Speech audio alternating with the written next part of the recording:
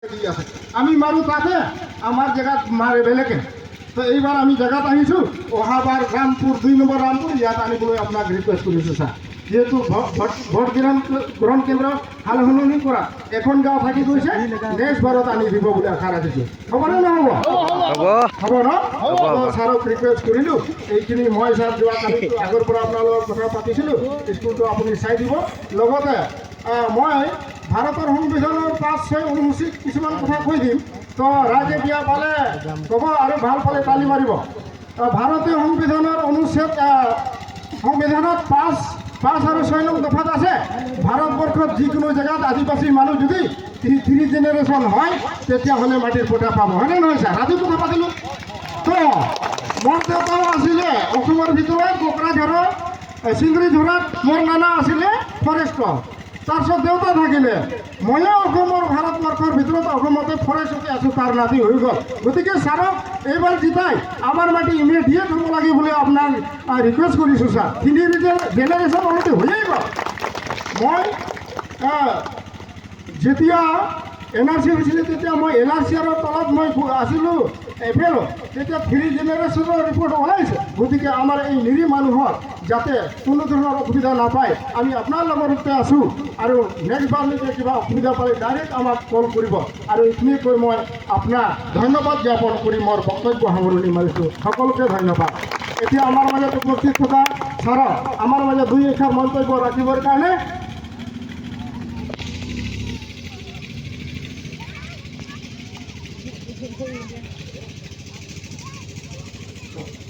तो सारा बोले समय बनवा अरे रोड़ा जहाना मीना खाते मेन रोड़ा और गिदरे को इनानी मेदा पे थना लगाओ पे सिवा जहाना के लगा ले रुपए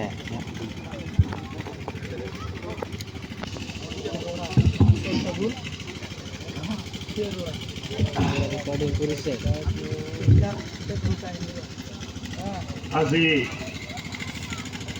ৰামপুৰত ৰাম নৱমীৰ উপলক্ষে যিটো আয়োজন হৈ আছে প্ৰভু ৰামৰ ভক্তি ভৰা যিটো আয়োজন এই আয়োজনত উপস্থিত সকলোকে মোৰ তৰফৰ পৰা মই প্ৰণাম আৰু জোহাৰ জনাব বিচাৰিছোঁ ৰাম নৱমী অৰ্থাৎ প্ৰভু ৰামৰ আজি জন্মদিন প্ৰভু ৰামৰ জন্মদিন আমি শ্ৰদ্ধা ভক্তিৰে উদযাপন কৰি আছোঁ প্ৰভু ৰাম এক আদৰ্শ ৰাজা আছিলে এক আদৰ্শ পুত্ৰ আছিলে এক আদৰ্শ ভাই আছিলে এই কাৰণে তেখেতক আমি মৰ্যাদা পুৰুষোত্তম বুলি কওঁ যে মানুহৰ জীৱনৰ যিটো মৰ্যাদা এই মৰ্যাদাক শ্ৰেষ্ঠতাৰে পালন কৰা ব্যক্তিজন হ'ল প্ৰভু ৰাম আৰু এই প্ৰভু ৰামৰ আজি জন্মদিন আৰু মই ভাল পাইছোঁ যে আপোনালোকে ভক্তি ভাৱেৰে এই আয়োজনটো ইয়াত পালন কৰি আছে আৰু দেখিবলৈ পাইছোঁ যে নতুন ৰাম মন্দিৰো ইয়াত নিৰ্মাণ হৈ আছে নিৰ্মাণ সম্পূৰ্ণ হোৱাৰ পিছত প্ৰভু ৰামৰ যিটো প্ৰতিমা এইটো মোৰ তৰফৰ পৰা মই আপোনালোকক আগবঢ়াম আজি এই কথাটো আপোনালোকক ধুনীয়া মাৰ্বলৰ প্ৰতিমা মই আগবঢ়াম আৰু আপোনালোকে যদি ভাবে যে বেলেগৰ পৰা আনিব লাগে য'ৰ পৰাই আনিব লাগে মোক ক'ব তাৰ পৰা প্ৰতিমাটো মই আনি দিম প্ৰভু ৰাম দশৰথ কুমাৰ আছিলে মহাৰাজা দশৰথৰ ডাঙৰ পুত্ৰ আছিলে আৰু ৰাজ্যাভিষেক হ'ব তেখেতক দেউতাই ৰাজ্যভাৰটো চম্ভালাই দিব সিদিনাই তেখেতক বনত যাত্ৰা কৰিব লগা হ'ল বনবাস হৈ গ'ল শুনিছেনে নাই কথাটো তেখেতক 14 বছৰৰ কাৰণে বনত থাকিব লগা হ'ল অৰ্থাৎ জংঘলত থাকিব লাগে তেনেকুৱা আদেশ পিতাৰ পৰা হ'ল আৰু তেখেতে কোনো ধৰণৰ আপোচ নকৰাকৈ কোনো ধৰণৰ বিদ্ৰোহ নকৰাকৈ তেখেত ৰজা হ'বলৈ যিটো কাপোৰ পিন্ধিছিলে কাপোৰটো খুলি एकदम पंजा बड़ा नहीं होता বনবাসী মানুহে যিটো কাপোৰ ধাৰণ কৰে মাতা সীতাৰ লগত এনেকুৱা কাপোৰ ধাৰণ কৰি ভাতৃ লক্ষ্মণক ক'লে যে মই লগত যাম ভাতৃ লক্ষ্মণক লৈ বনত গমন কৰিলে, বনত গমন কৰিলে অৰ্থাৎ তেখেত জংগলত থকা আৰম্ভ কৰিলে। পঞ্চৱতী, চিত্ৰকূট এই জেগাবিলাকত তেখেত থাকিলে কাৰ সম্পৰ্কত আহিলে? বনবাসী মানুহৰ সম্পৰ্কত আহিলে। বনবাসী মানুহৰ সম্পৰ্কত আহিলে, বনবাসী মানুহৰ দুখ সুখৰ কথা পাতিলে, অৰ্থাৎ বনবাসীসকলৰ প্ৰভু ৰাম 14 বছৰ তেখেতসকলৰ লগত থাকিলে। মাজত সীতাৰ হৰণ হ'ল, ৰাৱণে সীতাক লৈ গ'ল অপহৰণ কৰি। ৰাৱণৰ লগত যুদ্ধ কৰিব গ'লে তেখেতৰ তাততো সেনা নাছিলে, আছিল জানো সেনা? সেনাটো নাছিলে। বনবাসীসকলক দি সেনা বনালে আৰু সেনা বনাই ৰাৱণক পৰাভূত কৰিলে। আৰু যাওঁতে বাটত কাক পালে? বনবাসী মাতা সবৰীক পালে। সবৰীয়ে নিজে প্ৰথম বেৰ খুৱাব ধৰিলে, বোলে বহুত মিঠা বেৰ আছে, আমি খাম, আমাৰ ভগৱানক খুৱাম। খুৱাব ধৰোঁতে মাতা সবৰীয়ে ইমান প্ৰেমত অভিভূত হৈ গ'ল, প্ৰথম খালে, নিজে খালে যে মিঠা আছে নে তিতা আছে, আৰু মিঠা বেৰবোৰ ভগৱানক খুৱালে, অৰ্থাৎ জুঠা বেৰ ভগৱানক খুৱাই থাকিলে আৰু ভগৱানক প্ৰেমত অভিভূত হৈ এই জুঠা বেৰটো খাই থাকিলে। এনেকুৱা প্ৰভু ৰাম, বনবাসী ভগৱান প্ৰভু ৰাম, তেখেতৰ আজি জন্মদিন আৰু আপোনালোকে উৎসাহ উদ্দীপনাৰে পালন কৰি আছে। এই মনটো খুব ভাল লাগিছে। জংগলত থকা বনবাসীসকলৰ মান সন্মান মৰ্যাদাৰ কথা স্বাধীন ভাৰতত যদি কোনোবাই চিন্তা কৰিছে, ভাৰতীয় জনতা পাৰ্টীয়ে চিন্তা।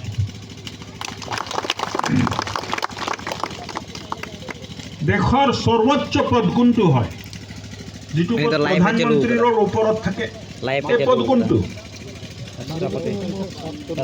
প্ৰধানমন্ত্ৰীৰ ওপৰত কোন? প্ৰধানমন্ত্ৰীৰ ওপৰত কোন? ৰাষ্ট্ৰপতি। আৰু ভাৰতীয় জনতা পাৰ্টীয়ে এক আদিবাসী মহিলা, সান্থালী মহিলা, আমাৰ বাইদেউ ধ্ৰুপদী মুৰ্মু বাইদেউক ৰাষ্ট্ৰপতি পদত তেখেতক বহোৱা। যিটো আদিবাসী মানুহে, সান্থালী মানুহে ভাবি আছিলে যে ইমান সংখ্যা থকাৰ পিছতো আমাৰ কোনো মান মৰ্যাদা সন্মান নাই, এই পিছপৰা বনবাসীসকলক সন্মান দিয়াৰ কাম ভাৰতীয় জনতা পাৰ্টীয়ে কৰিছে। আজি প্ৰত্যেকজন আদিবাসী সান্থালীৰ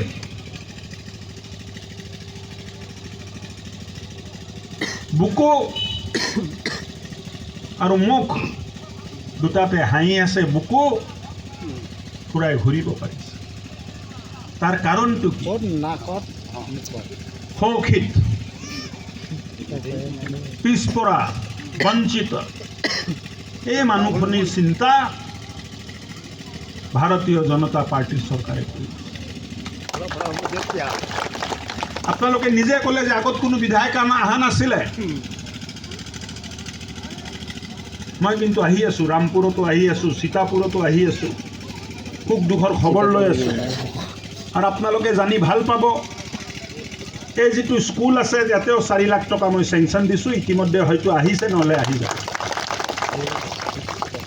বহুত কাম কৰিব লগা আছে, লাহে লাহে কাম কৰিম। কালিও আপোনালোকৰ প্ৰতিনিধি মোৰ মাজত আহিছিলে, কামটো আমি কৰিম। ভগৱান ৰাম এক আদৰ্শ পুৰুষ আছিলে। তেখেতৰ আদৰ্শ, তেখেতে ৰাজত্ব ত্যাগ কৰিলে সত্যৰ কাৰণে। দেউতাৰ কথা শুনি ৰাজভাগ চব তেখেতে এৰি গুচি গ'ল। অৰ্থাৎ দেউতাই যদি কিবা কয় এই কথাটো শুনিব লাগে, দেউতাই যদি কিবা বিচাৰে এই কামটো আমি কৰিব লাগে।